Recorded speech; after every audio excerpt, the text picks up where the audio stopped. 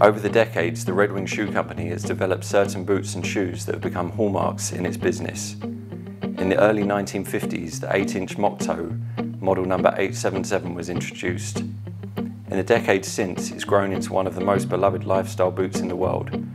It came to be called the Irish Setter. Originally made for sportsmen, the boot quickly grew into a favourite of farm and factory workers for its long-lasting construction, steady traction and all-day comfort. The crescent-shaped toe stitching is inspired by the styling of the moccasins. Generally what happened is that when you got your first pair of 877s, you knew you kind of made it. So 14 to 16-year-old Mark, you got yourself a pair of 877. Cool. And you went from, you wore them out on the farm. It wasn't so much for fashion, but it was just a good, comfortable boot that you could wear all summer long whether you were haying or.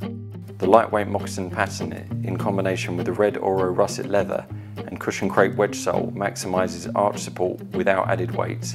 This helped cement that 877 as an all-time classic and is regarded by many as the most iconic of all Red Wing shoes. The boot's unmistakable moc toe and white outsole form a silhouette that sets the standard by which all others are measured. The Moc Toe has been in the collection for more than 70 years, fundamentally unchanged. One of the main reasons for its success has been that even though it was originally marketed as a sports boot, people in all walks of life have adopted the style. It is worn by construction workers, farmers and many others. The Moc Toe was the first style to make the unintentional crossover from work to fashion. It was in 1977. I'm going to show you something. Just give me a minute. You got it. So it was 1977 or 76. I was 15. I walked into the bookstore. I had it was a time that I was, about to, the flight to US for the first time of my life. The kind of exchange program. I started to be interested in American lifestyle, culture. I found it. There was some articles about Red Wing or work boots, American work boots like this. This is a page that people are showing the American, West Coast student wearing the work boots. So, I found it. I was 15. There was no store in my town selling Red Wing at the time. So my first pair of Red Wing was 2268. Made in 1980, probably 85 or something. When I was in university. As you grew up, you always wanted that Red Wing because that's what your dad was wearing, that's what your grandpa was wearing.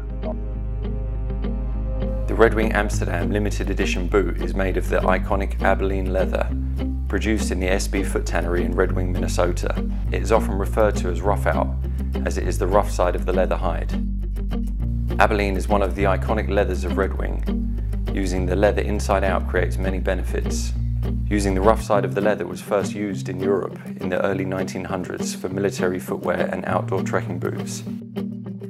The rough out creates a better waterproof barrier as this side has the densest grain, making it harder for water to penetrate.